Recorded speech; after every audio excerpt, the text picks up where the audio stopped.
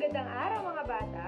Ako nga pala si Guro Kate at narito ako upang magbahagi ng isang kwento na tiyak na inyong mapupulutan ng aral.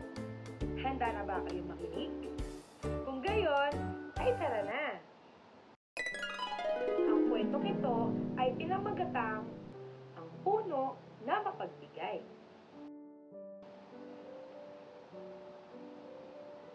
Sa bakuran ng isang malaking paaralan, may dalawang puno na nakatanim. Sila ay si Punong Mapagbigay at si Punong Matayog. Si Punong Mapagbigay ay hitik sa dahon at laging namumunga kapag panahon. Samantalang si Punong Matayog naman ay hindi namumunga. Puro tinik pa ang kanyang mga sanga. Kapag naglalabasan na ang mga bata sa paaralan, sila ay naglalaro sa ilalim ng puno na mayabong. Sumisilong sila sa ilalim ng madahon nitong sanga. Naghahabulan paikot-ikot sa mataba nitong katawan.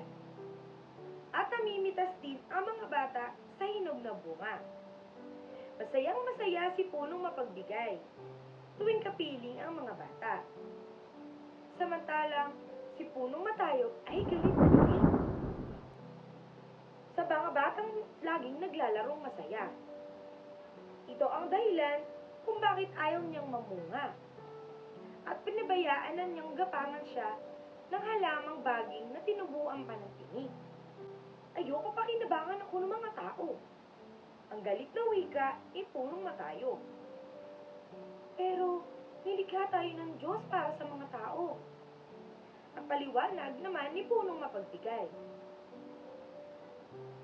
Hindi marunong tumanaw ng utang na loob ang mga taong iyan. Kahit ano ang ibigay mo, hindi pa rin sila masaya. Tingnan mo, sa darating na panahon, puputulin ka rin nila. Kaya ako, kahit putulin nila, papas lang kami. Kahit minsan, wala naman silang pakinabang sa akin.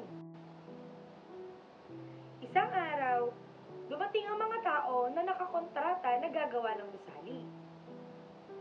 Doon sa may nakatinim na punong mayabong, doon tayo magtatayo ng gusali, sabi ng kontraktor.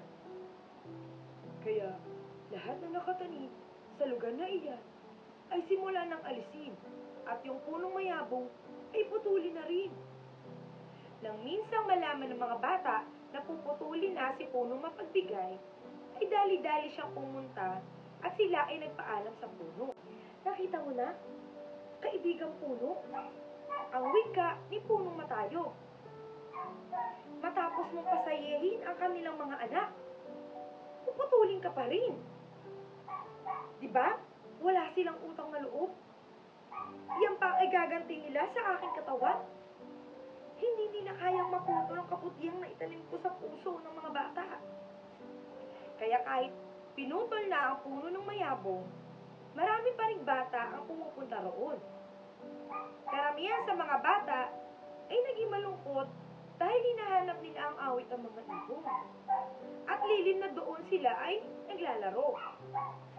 Nakadama ng sobrang galit si Punong Matayog sa pagputol sa punong mayabong. Kahit hindi naman siya ang pinutol at hindi rin siya ang naapektuhan. Alam niya ang sakit na ginawa ng mga tao sa kanyang kaibigang puno. Lumipas ang mga araw at panahon sa daigdig ni Punong Matayog. Wala na siyang narinig na ibong umaawit at batang nagtatawanan. Dahil wala na rin ang kaibigan niyang puno na mapagbigay. Isang umaga, nagulat na lamang si Punong Matayog na makita niya ang mga bata na masayang-masaya na nag-aawitan. At nagtutulungan na magbunot ng damo at may mga guro pang kasama.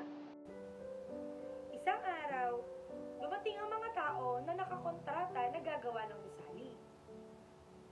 Doon sa may nakatinim na punong mayabong, doon tayo magtatayo ng gusali, sabi ng kontraktor.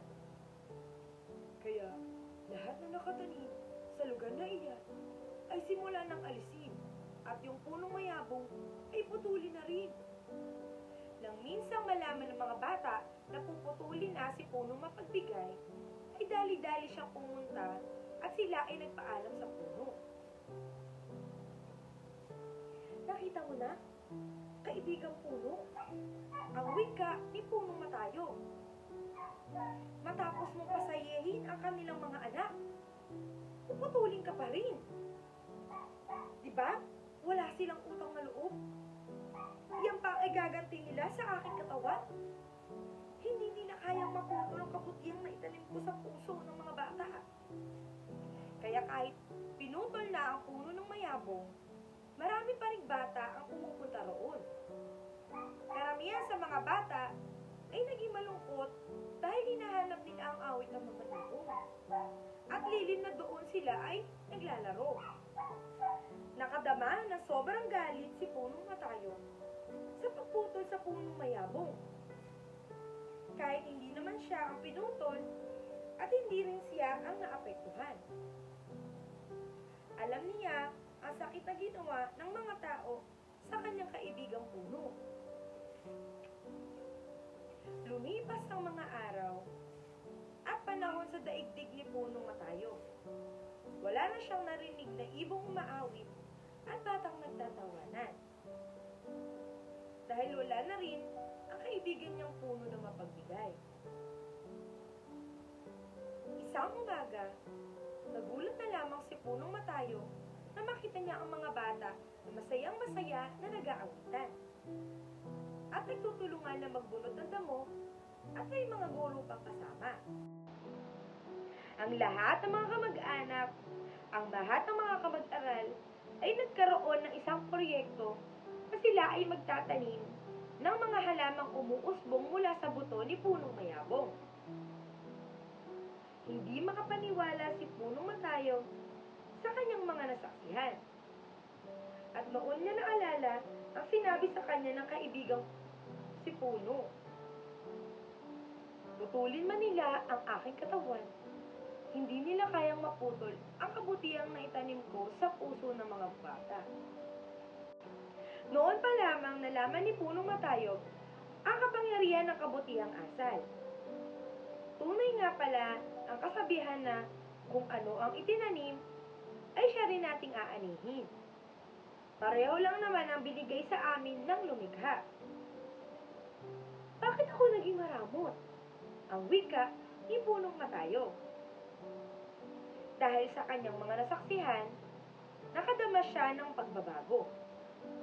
Pinaalis na niya ang mga sagabal sa halaman na maraming tinig sa kanyang katawan. At pinilit niyang pagyamanin ang kanyang katawan at magyambungin ng kanyang mga ibon, lalo na ang kanyang mga dahon. Simula noon, sa pamamagitan ng pag-ayos sa kanyang sarili, siya ay namulaklak. At palagi na niyang naaalala ang sinabi ng kanyang kaibigan na puno. Putulin nila ang aking katawan, hindi nila kayang maputol ang kabutihang naitanim ko sa puso ng mga bata. Ang mga bata ay masayang lumalapit sa puno at masaya din silang naglaro sa puno ni punong mayabong. At doon, nagtatapos ang kwento ng punong mapagbigay. May natutunan ba kayo sa ating kwento? Kung gayon ay mabuti. Doon lamang, at dito na nagtatapos ang ating babasahin. Yun lamang, maraming salamat. Paalam!